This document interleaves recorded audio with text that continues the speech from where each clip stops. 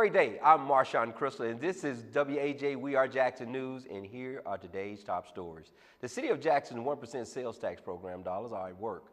Crews are completing utility cut repair work on sections of hundreds of streets in the city.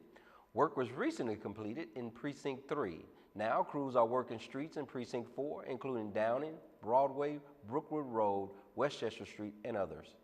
We have good news about the city's water distribution system. The city has received 15 drinking water sample results taken from elevated storage tanks. All were below the detection limit for lead. Director of Public Works Keisha Powell says the results confirm early belief that the lead exceedance is due to home plumbing and or the presence of lead service lines. One storage tank at Highway 18 was not tested because it was out of service for routine cleaning. Entry point samples to the water distribution system from the city water treatment facilities, and 5 of the 6 wells showed no detection of lead. The Maddox Road well showed a minimal detection of lead, which is believed to be attributed to the sample tap used. It has been confirmed that the sample tap is an old brass fixture containing lead solder. It is not in the flow path of the distribution system. You've probably already received your call from the mayor about the progress the city is making in the water bill department. Over the next month, we are working to get approximately 45,000 new water meters to generate accurate bills based on your actual water consumption. That means most of you will soon receive a water bill that reflects your actual consumption as reported electronically by the new water meter system. If your bill is high and you need additional time to pay, contact Customer Service Center to arrange a payment plan. That number is 601-960-2000. If you have overpaid for water, the city will credit your account and no payment will be due at that time. Any remaining credit will be applied to your next bill. We'll be right back with WAJ News. What a day, what a day. Time to go. Let's make haste. Not a second to lose, not a moment to waste. A big cat, a great ape, and a sleepy giraffe. Don't stop now, time to go. Let's make smiles and share laughs. Time with mom, fun with dad. That's a cougar, it is. Snap a pic with the fam. What a day to be kids. Lots more stuff to explore. We'll soon be on our way. Let's get cool souvenirs to remember the day. Hit the carousel now. Let's go round and around. Hey, what's under the glass? Oh, and look what I found. Frozen drinks to cool off, and if that's not enough, a fun water slide and a cool splash pad and stuff. Look at that. Here we go. We can ride on a train. I don't know about you. I've got zoo on the brain. What a day, what a day. Lots to see, lots to do. Just one question to ask. How do you zoo?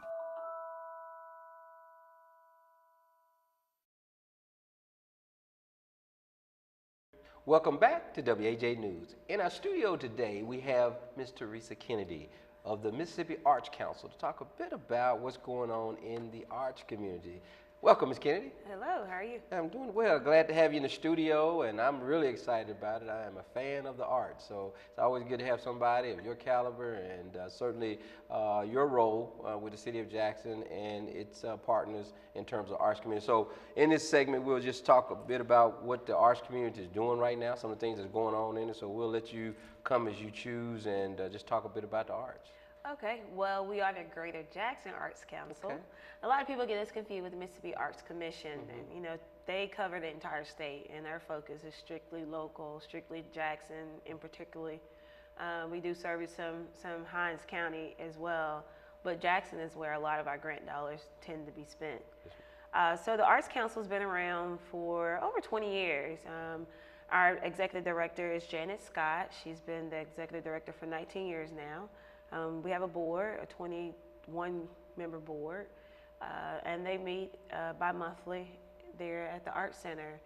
One of our main goals is, or duties is to be, we're the artistic manager for the Arts Center, and it's located there at 201 East Pascagoula Street. A lot of people get the building confused with the Mississippi Museum of Art, but we're there, right there on the corner in between I like to tell people, Jackson Convention Complex and Thalmara Hall. So again, one of the big things that we do too is the grants. So we have ongoing grants that go on throughout the year, and then we have our bigger grants are typically closed out. They have a open and an ending period, which is usually end of the year, October through December. But we get grants from the community. We have elementary schools, and particularly JPS schools, who come and receive grants for arts, of course, anything art related. And arts isn't just, visual or painting or something like that. Arts is the music, arts is a number of things. And again, we see every bit of it in our office of people who are interested in getting those type of opportunities. Sure, and I know you all have an array of partners, community partners that you certainly do business with, certainly have relationships with. I guess that's a better way to put it. One of them, if I'm not mistaken, is the medical mall. Is that right? Did you all just recently do something with the medical mall in terms of the arts grant or something? That's correct. Janet sits on that board. They have a grant that they're still in the infancy stage with, a really big one too, that's going to impact the arts over in that area, especially in terms of what the medical mall has to offer those persons living in and around that area.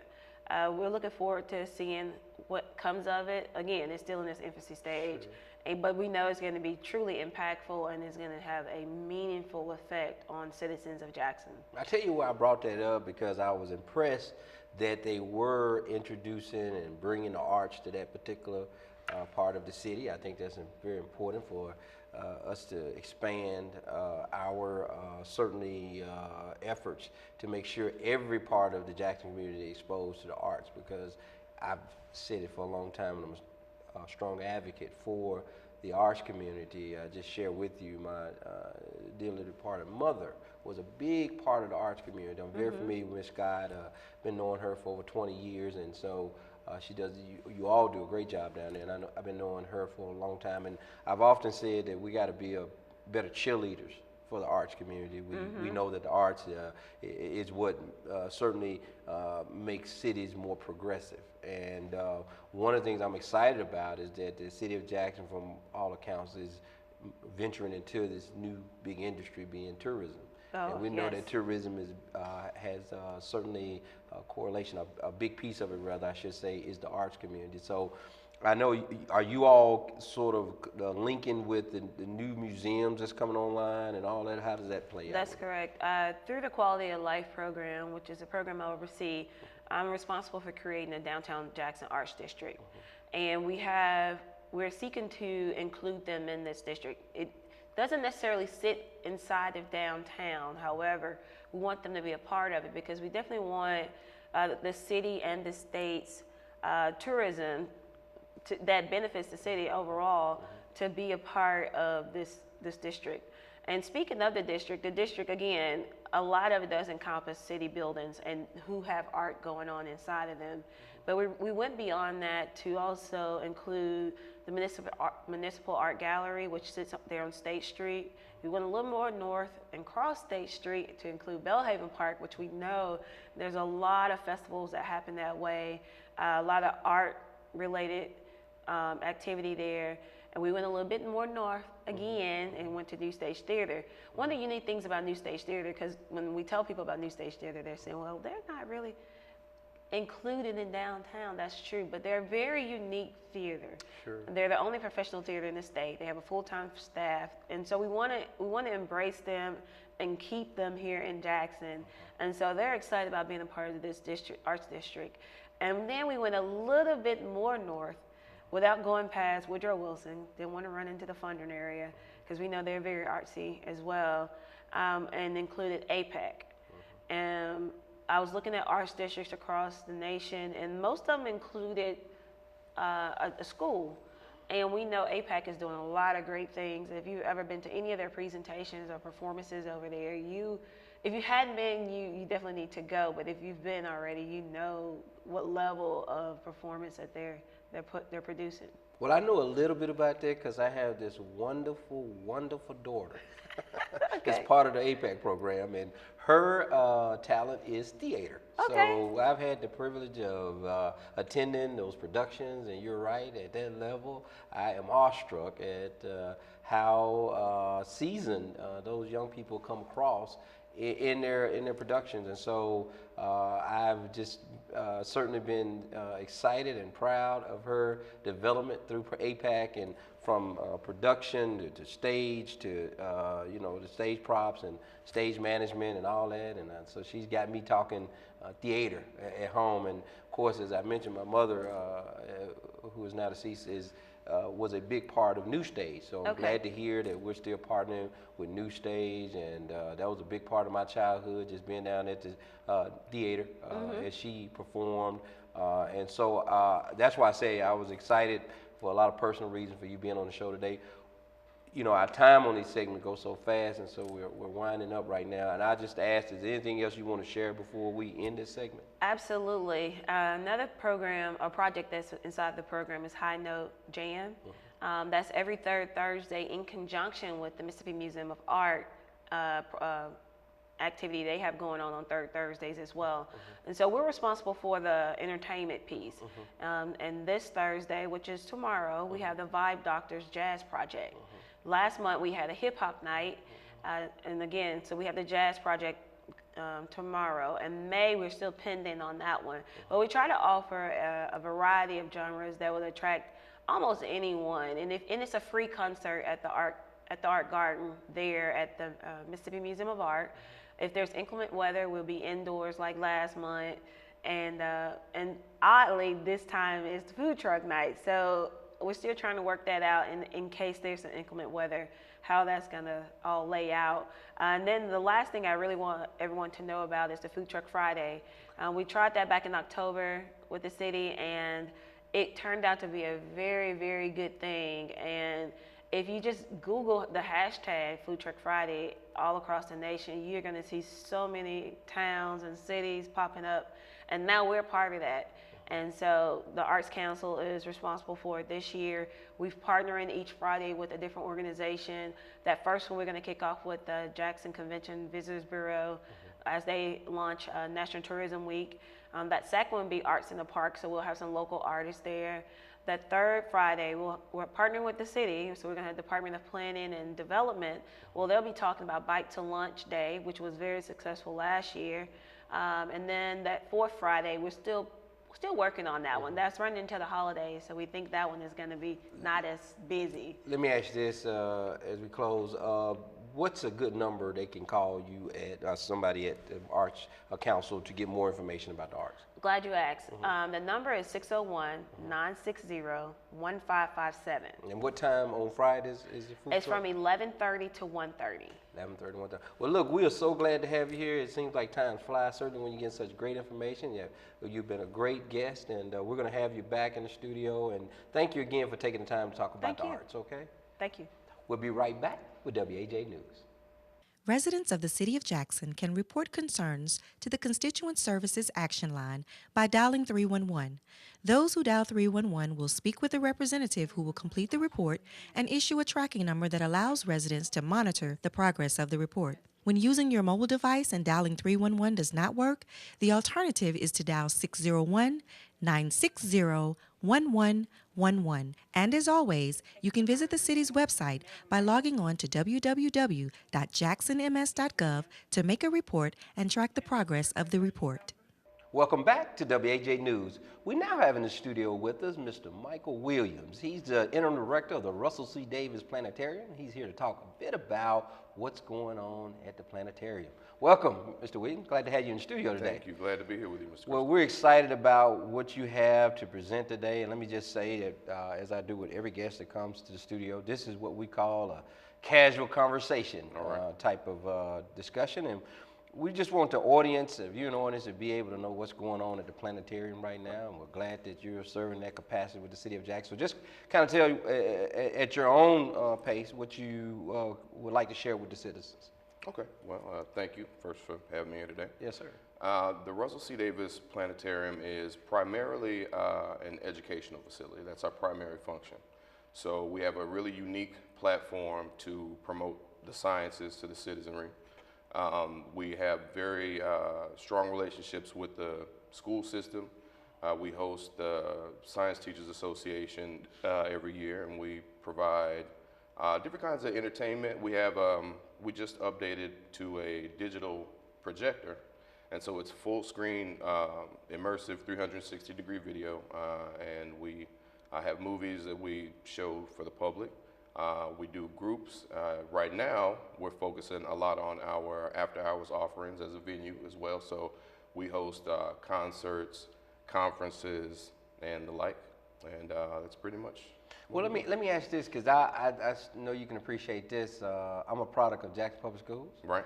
And I can remember fondly my first visit to the planetarium and how awestruck I was just at the graphics and the digital scenery. I know it's been upgraded since I'm 100 years old now. But tell me a bit about that. I know you all have a partnership, I think you mentioned it briefly, with the public school system where they come in and still do those type of exchanges? Yes. Well, it's kind of a rite of passage for most schools to do the planetarium field trip.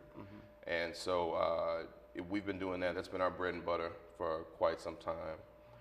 And the kids have stuck with us even through the times before we upgraded, because when you came, I'm pretty sure, back as a child, we were still very analog. And it used to be about 100 Kodak carousel slide projectors that we used to produce the images on the dome. And so they stopped producing those, I would say, probably in the late 90s. And they stopped servicing them about midway through the 2000s. So the runway was running out on us, and it was a countdown until the digital transition was made. As things started to break and pop loose, we were gifted, miraculously, a really large cash gift from Miss Martha Snavely.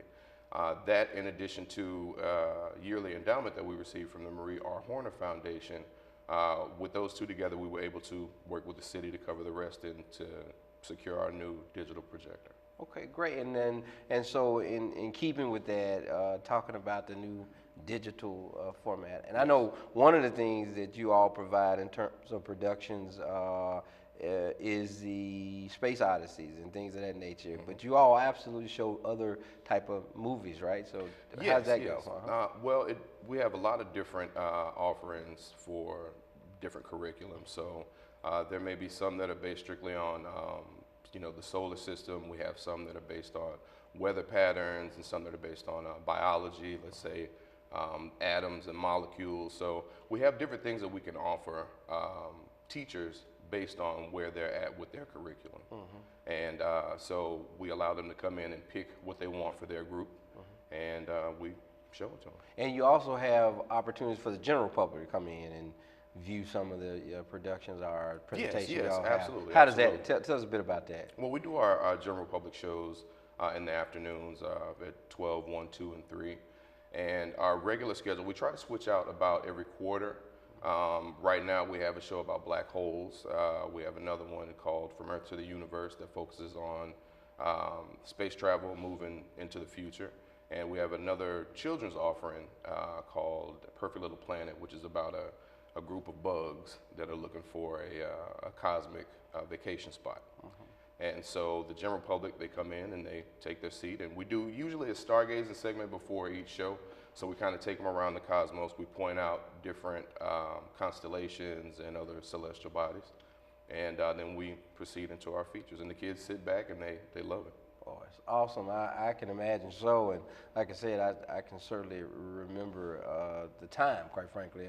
And plan on taking my daughter to the planetarium. Please do. So I'm expecting to do that any day now. And so I'm encouraging those who are watching to do the same. But again, when it comes to arranging opportunities to visit the planetarium, is it just you just walk up, or is it something? Well, yeah. I mean, for general audience shows, again, our show times are posted on our website, which you can reach at thedavisplanetarium.com. Okay.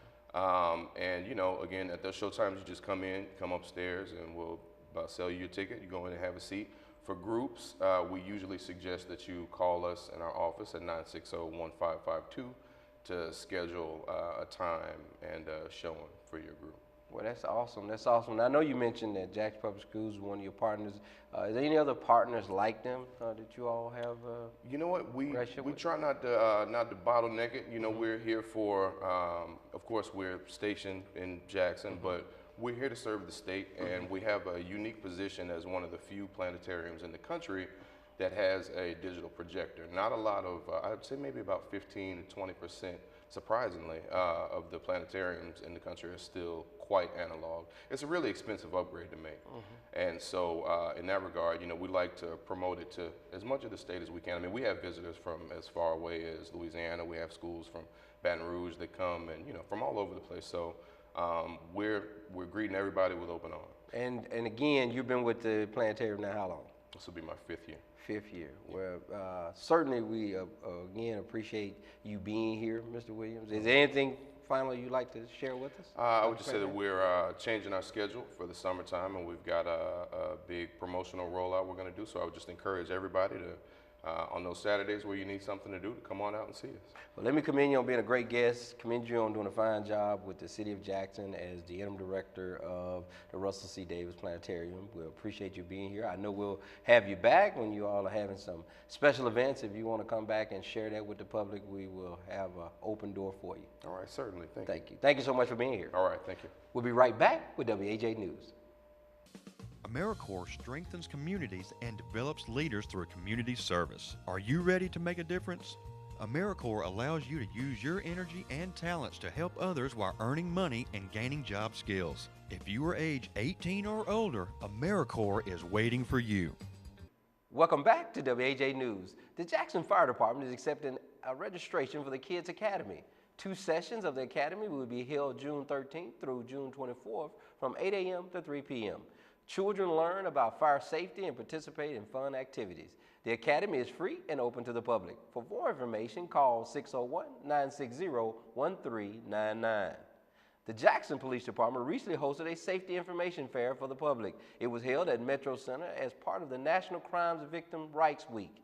Law enforcement and community partners engaged the public, providing information ranging from healthcare to home resources. The Department of Public Works Pothole Patrol continues to make daily rounds to address problems on city streets. Now the public can get a list of streets getting repaired each day. Just visit the city's website at www.jacksonmiss.gov to find out if your street is on the list. Residents are encouraged to call 311 to report a pothole.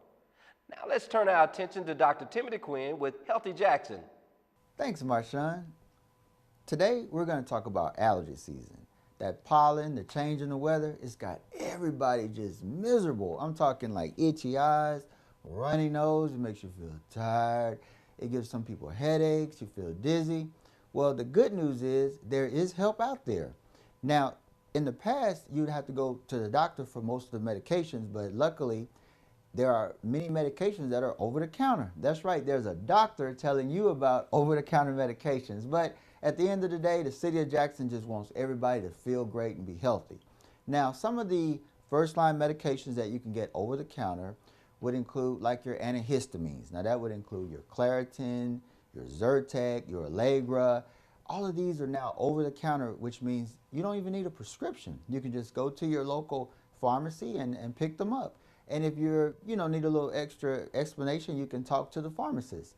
Now, the deal is, this past couple of years, they also introduced the nasal sprays, which are now over the counter, meaning you don't need a prescription. So the question is, do I need to do the antihistamine, like the Allegra or the Claritin by itself, or do the nasal spray? I suggest do both. If the antihistamine doesn't work, go ahead and add the nasal spray because the combination together works very well. So let's say you're that person, like myself, who goes to the pharmacist and gets those remedies and you're still miserable. At that point, you probably go see your doctor because there are other medications such as the Sudafed, which are now no longer uncontrolled. They're controlled substances, meaning that you have to have a prescription that's signed by your physician and you have to physically take it to the pharmacy because they were using those materials to do some other things like recreational drugs. But the bottom line is, if the over-the-counter remedies don't work, go ahead and see your doctor. Now, let's say you develop fever. Well, that's a sign that you could have an infection. So if you develop fever, go ahead and see your doctor right away.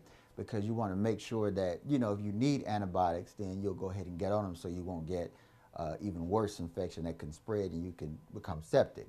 So the good news is you can now try over-the-counter first, and for many people it works just fine, and we can just go out there and enjoy this wonderful spring weather.